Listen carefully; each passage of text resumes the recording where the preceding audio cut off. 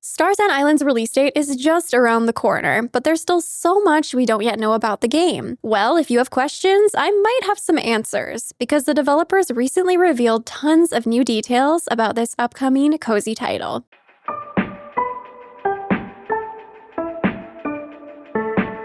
Hello friends, Sarah Sunstone here, and welcome back to Thinking Out Loud. Today, I'll be sharing my thoughts on a fairly extensive series of official questions and answers from the developers of Starsand Island, so we're going straight to the source. In the case that you're unfamiliar with this upcoming life simulation game, I will have some additional content linked down in the description to get you all up to speed, but trust me when I say we have a lot to cover today, so grab a snack or a drink, shine that lovely like button if you're excited for the game, and without any further ado, let's get right into it. So we actually have two separate Q&As to go over today. Starting with the first, of course, we're going to go over some questions about the game in general. So question number 1 asks, will there be in-app purchases in the future? So in-game purchases. And the team has answered absolutely not. From the beginning, Starsand Island was designed as a premium game with no in-app purchases. They believe the core joy of a life sim is earning what you work for, which means everything you earn should come from your own efforts. Adding purchases would tie progress or rewards to spending, which goes against the heart of the simulation experience. So once again, to reiterate, no in-app purchases. Or in other words, no microtransactions. Question number 2 is, will there be DLC or seasonal events? And the answer to this one is yes. We think the charm of life sims is how they keep growing and evolving, just like real life. So in the future, the team does plan to release DLCs that add meaningful new content. They also plan to add seasonal events that bring fresh surprises to Starsand Island. Now, I'm really excited to hear that the team has plans to continue supporting the game post-release with things like those seasonal events and other updates. They didn't clarify here whether or not the DLCs would be paid or not. DLC just stands for downloadable content, so a DLC isn't always paid. It can be free, it can be paid, it kind of just depends from case to case. But again, they didn't exactly specify here, so I can't, confirm what their plans are for that. Either way, again, I'm excited to know that they're going to continue supporting it beyond that initial release. Question number 3 is, will keyboard and controller keybinding customization be supported? So the ability to customize your specific keyboard inputs and controller button prompts to different actions in the game. The answer is yes, this will be supported. During the Steam Next Fest demo, the team received eager calls from many players for this feature, and this feature is now in the final stages of development and will definitely be included. They know that everyone plays differently, so customizable controls are a must for a smooth experience. So that is excellent news. Question number 4 asks if more languages will be supported. The team responded by saying, we've noticed lots of requests for more languages, like Arabic, Russian, German, and more. Ideally, they'd love to support as many languages as possible, so players everywhere can enjoy the game, but with their current team size, bandwidth, and budget, they're focusing first on delivering high-quality English and Japanese localization at launch. They've also taken note of all the localization feedback from the demo, so don't worry. Once the English and Japanese versions are up to standard, they will start working on more languages. Next, we're going to move on to a series of questions and answers that focus on gameplay. And before we do that, on the topic of gameplay, I actually have quite a bit of it showcased on my channel because the team very kindly granted me access to some early closed previews of the game. So I will have that linked in the description, and also wanted to let you know that I will definitely be streaming the game at launch. So please make sure you subscribe to my channel with your notifications on so you don't miss out, and be sure to come check out the lives because I stream every Tuesday and Friday, as well as on Sundays for members. Question number 5 asks if mods or Steam Workshop will be supported in the future. And for those who don't know, Steam Workshop is essentially a hub for downloading player-created content for games that support it. So the answer, regarding mods and Steam Workshop support, here's how we currently see it. Starsand Island already features an in-game DIY building system, and in the early stages, it's the team's priority to continue strengthening this system. They want Islanders to freely express their creativity without needing external mods. Compared with opening full mod tools, the in-game DIY system is more intuitive.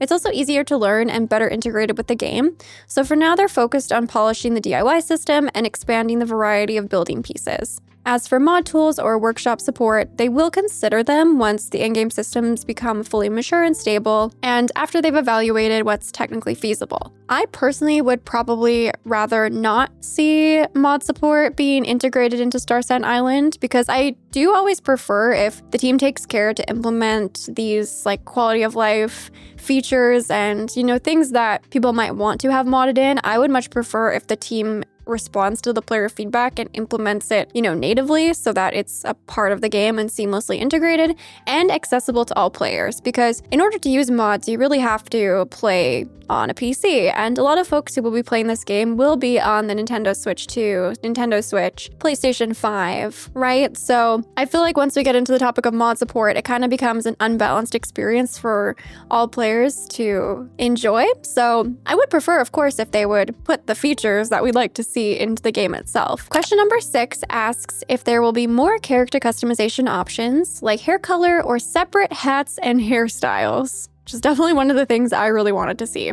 The team shared that they fully understand that for a simulation game, the ability to freely customize your character is one of the core demands of players. And regarding requests for hair color adjustments and separate hat and hairstyle options, these features are now nearly complete, so you can look forward to them with confidence. I am so excited to hear this. I know it might just seem like a small thing, but there were so many nice hairstyles that I just wished we could swap the color for. And I also really wanted to be able to mix and match hats and hair accessories with hairstyles.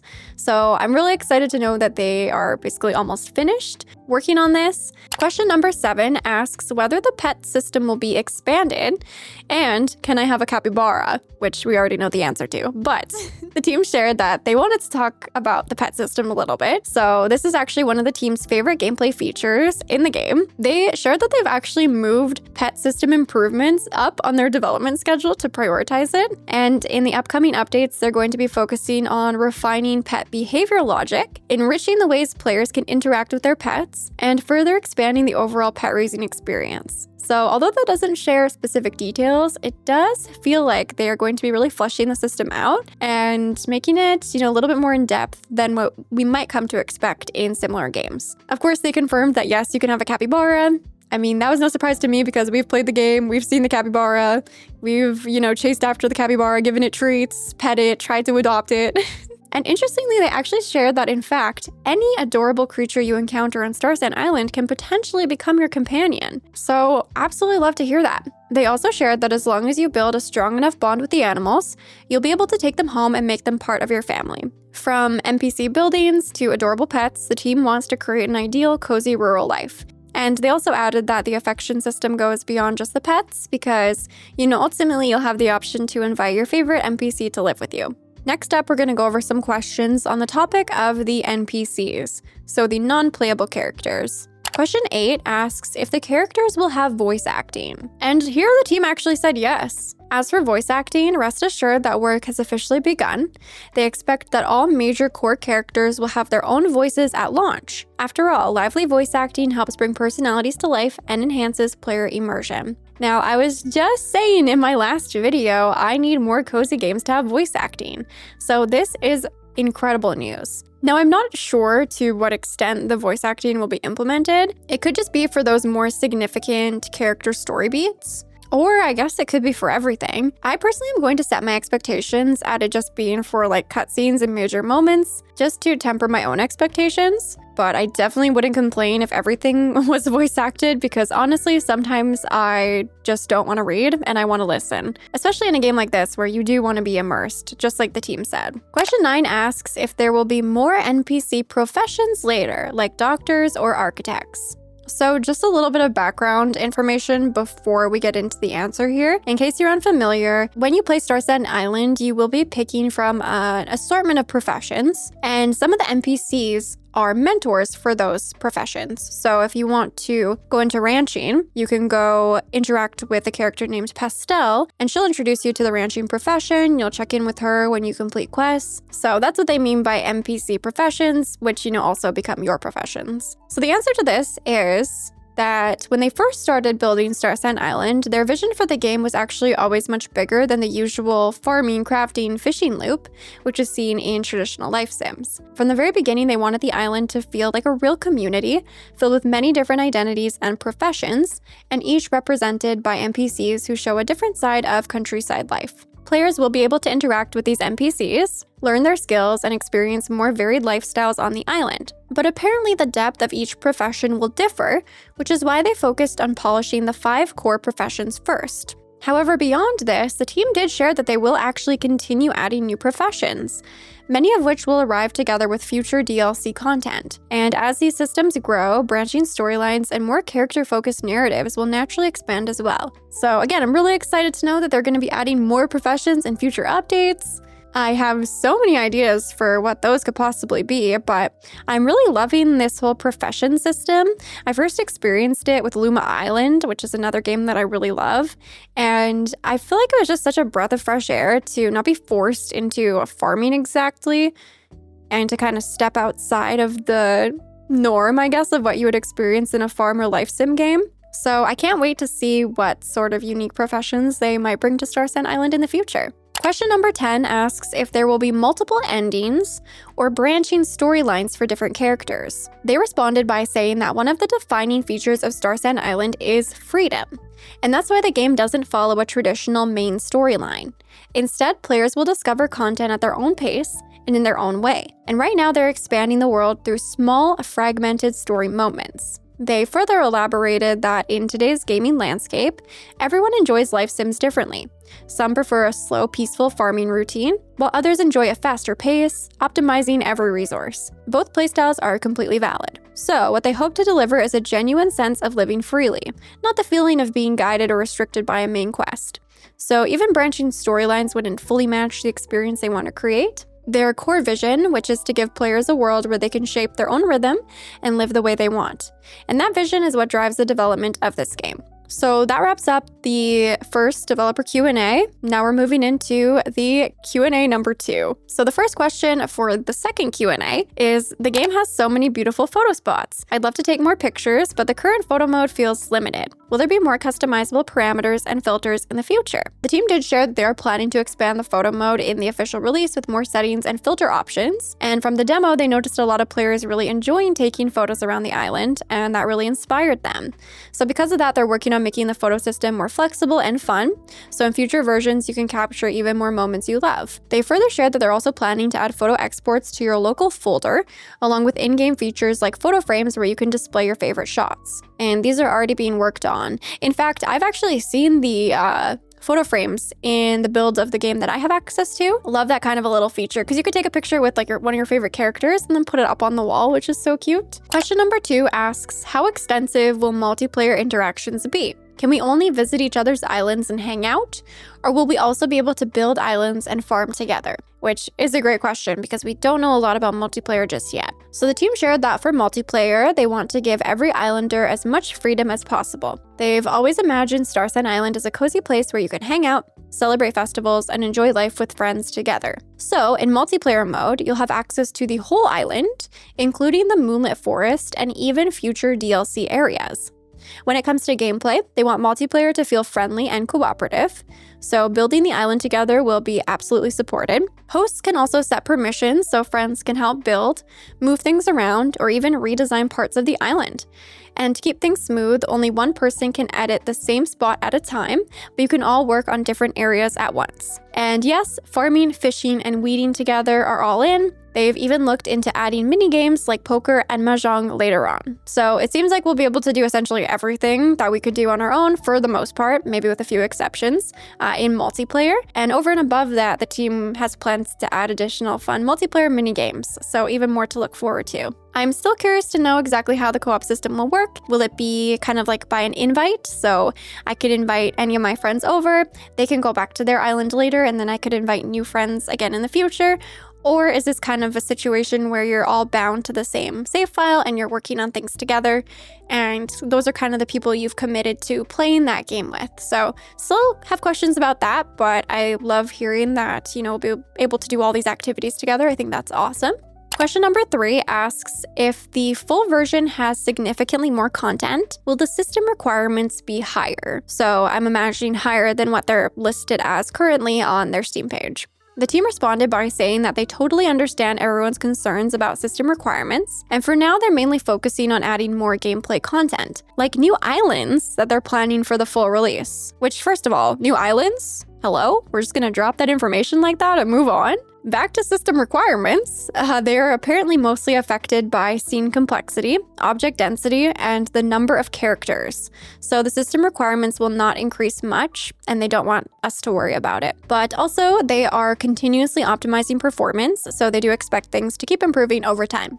Question number 4 asks if cross-platform save compatibility will be supported. For example, if I upload a save on Steam, can I continue playing on Switch? So currently the team does not support cross-platform save compatibility, and they did want to explain the main reason behind this decision. So this is because hardware performance can vary greatly between different platforms, and the amount of memory available to the game is also different on each device. So for example, the Switch has more hardware limitations, so a save file that runs very smoothly on PC could potentially crash when opened on the Switch version. So just to ensure the best possible experience on each platform, they currently optimize save data separately for each device. And this approach helps them maintain stability and smooth performance for everyone. Question number 5 says, my bag is always full. Will it be expandable later? So absolutely, the bag will be expandable. So for a farming or life simulation game like Starsand Island, it's true that you'll naturally end up with a lot of materials, which can sometimes make inventory space feel limited.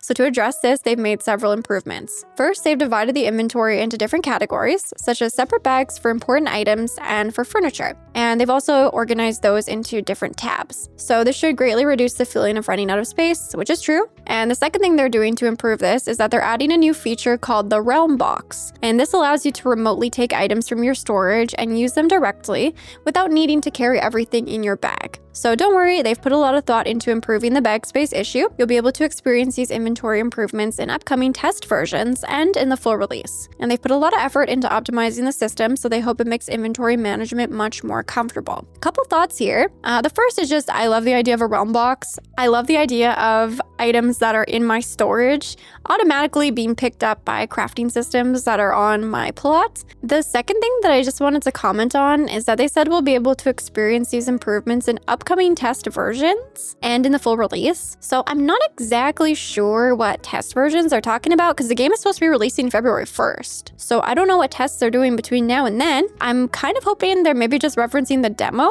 and like updates to the demo that they're implementing, which by the way, you can check out on Steam if you want to. Question number 6 asks if there will be more skin tone options. So they said during Next Fest, they saw a lot of Islanders asking for more character customization options. And in the full release version, you'll be able to freely adjust things like skin tone, hair color, eye color, and more. Question number 7 asks whether NPCs on the island will interact with each other, chat, build relationships, or even develop their own storylines. So their answer is that in the game, every NPC on the island already has their own background. They also have established relationships and unique interactions with others. However, having storylines evolve dynamically as the game progresses is quite complex. And while they did think about ideas like this early on, to actually build it in a deep and reliable way would take a lot more time and resources. So because of that, this isn't something they're planning to fully implement in the current game. It's more of a long-term idea for them. And if they do explore it further, it would likely be in a future project where they can really do it justice and make the community feel more alive. And if their plans do move forward in that direction, they'll be sure to share updates with everyone.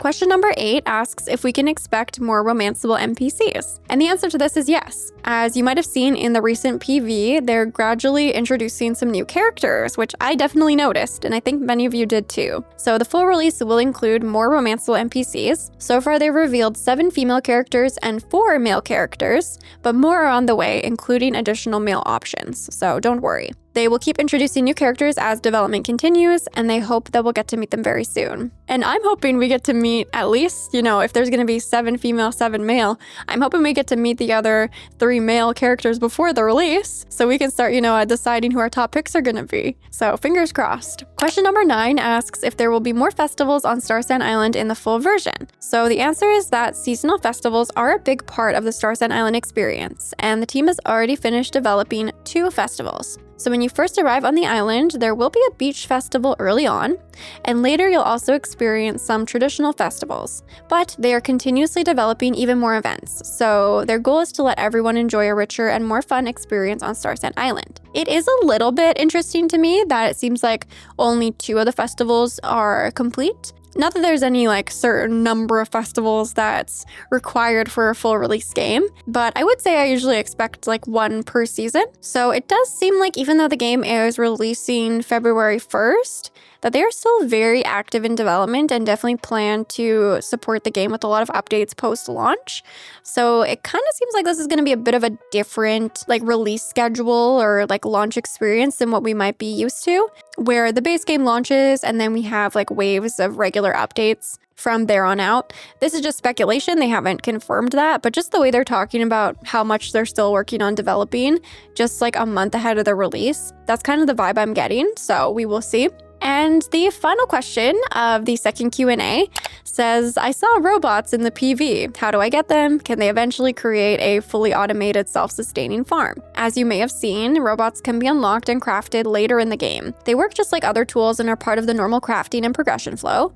So as long as you keep playing and unlocking new systems, you'll be able to get them without much trouble. In the early stages of the game, they hope that players enjoy building things by hand. So watching your fields grow and your farm expand step by step, it's part of the fun. But as your farm gets bigger and more complex, some tasks can start to feel repetitive, so that's where the robots come in, and they're designed to help take care of those routine jobs and reduce manual work in the later game. With thoughtful layout and planning, players can get very close to a fully automated farm. Although reaching a completely hands-free setup might be difficult, managing your farm with only minimal manual input is absolutely achievable. As mentioned earlier, they don't want the players to be stuck doing repetitive tasks in later stages of the game. Starsand Island is meant to be a healing and relaxing home, so they hope players can spend more time enjoying island life, whether that's hosting activities with friends and neighbors, building a more beautiful home, collecting new items, or decorating their space, instead of repeating the same chores over and over, which I personally really appreciate. So there you have it, friends. I hope you enjoyed all the latest from Starsand Island and learned something new.